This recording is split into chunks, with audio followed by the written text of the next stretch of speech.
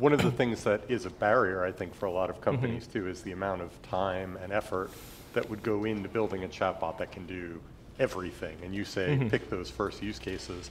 How long was Erica in development? I mean, they announced that they were going to do a beta 18 months ago, and it just went live, a couple of weeks ago. So I'm fairly sure that they spent more than $100,000 on that thing. I think you could easily add an order of magnitude there, and you'd probably get to their true cost. So those data projects obviously lengthen the amount of time before deployment, because you've got to do the integration and security testing and get your security and risk teams to sign off on it and so on, right? The cleanup as well as exposing it via the right API. I know we all talk about API these days, but unless you actually lift up the hood and actually see how your data is structured, it's a significant task. Yeah. So Luis going to ask the same question from your perspective, and you're talking to clients. What are you telling them that they need to think about before they're going to get to actually deploy a chatbot? Yeah, well, first, as I was saying, is to know exactly what you want.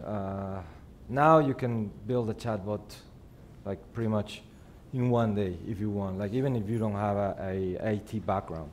The thing is that a chatbot can go from a very simple Q&A application to an actually intelligent chatbot. And that's the difference between making a good development or implementation and having something that you put out in the public and will ruin the reputation of chatbots. No? Having so many people with bad experiences of chatbots, it's because now it's so easy to just put something out there and might not be well trained or might not be answered what the actual customer wants is what's going to determine how successful the application is. To put intelligence on it, that takes more time, that takes effort, and that takes knowledge. And at the end, if you want a successful chatbot, it's not just an application that answers whatever the customer needs, or a graphical IVR that the customer can browse through to reach an answer that you already have in your website or in your manuals. An intelligent chatbot must be able to combine whatever multimedia means you have. So it can understand somebody that is speaking natural language, but it can also assist on those questions. So the chatbot must be able to respond whatever the customer wants to know that probably the customer hasn't yet asked, but the chatbot can be intelligent enough to provide an answer to what they're going to ask, or even provide information of things that the user don't even know that they wanted to know about. And that's the intelligent component in all these AI solutions. That is not just a system that responds upon queries, but it's something that becomes an assistant and a personal assistant to anybody that is using the services. So Luis and Tate both talked about the data for a chatbot. Like what do you have? In the customer service world, you might have 100,000 chat logs or transcripts of phone calls. But Max, for your use case, which is internal facing, which is different, or inside the organization, right, to help with hiring, what sort of data did you start with? How did you actually build this? Well, we're external facing too, because it's candidates. Understood, but the use case is not customer service facing. Well, so the people in the room, some of them are potential customers for me. Yes, of course. And then, but I always say treat our candidates like customers, and build a customer-centric experience around candidates. To think about, I mean, for me, like to go back to your earlier question about, what do you need to put in place? Right. Like a very good question, very basic one is, why do you want to build a bot versus a form? Like simple. Like do you want to build a bot simply because it's cool, or you just want to get the data? And so to your point, in our case, that's a design question we have to ask ourselves every day, because we could just ask a form. That's how candidates have applied in the past.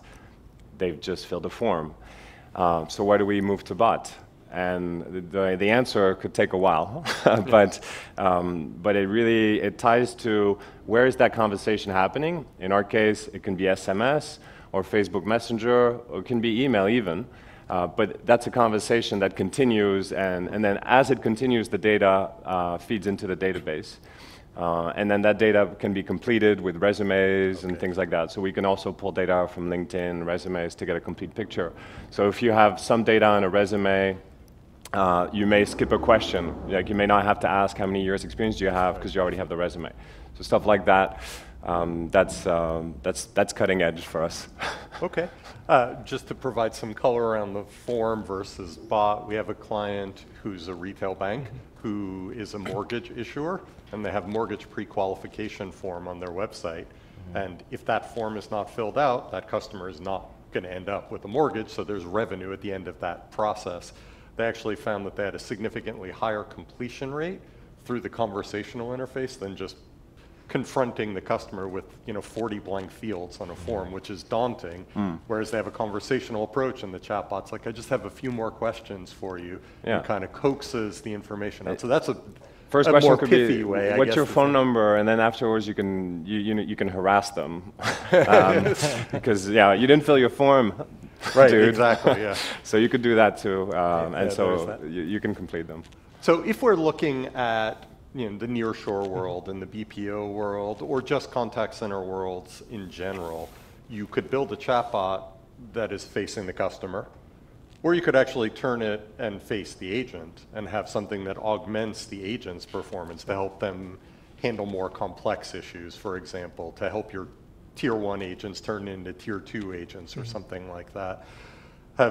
Well, let's start with you. Yeah. Has TD thought about those internal use cases, and how would you weigh the value of internal versus external there? So definitely looking at both external and internal use cases. And I think it was actually Luis who told me about the HSBC Mexico case. But interestingly, what happens is I think is the workers, so your organization employees, they're also sometimes confused about the processes, especially if it's very complicated, and they want answers. Right. And for them to get support, they'll also call in their second line of support, which is adding cost and inefficiencies.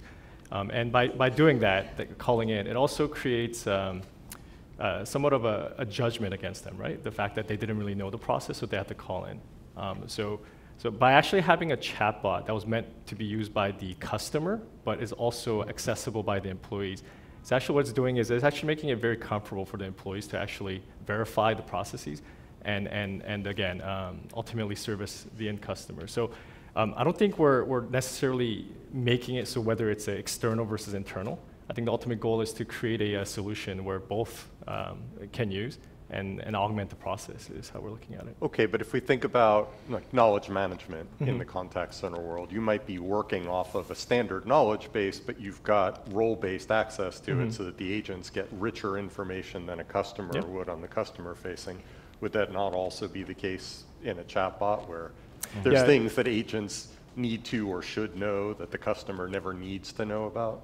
So yeah, you're definitely getting into the more detailed, the back end side of things.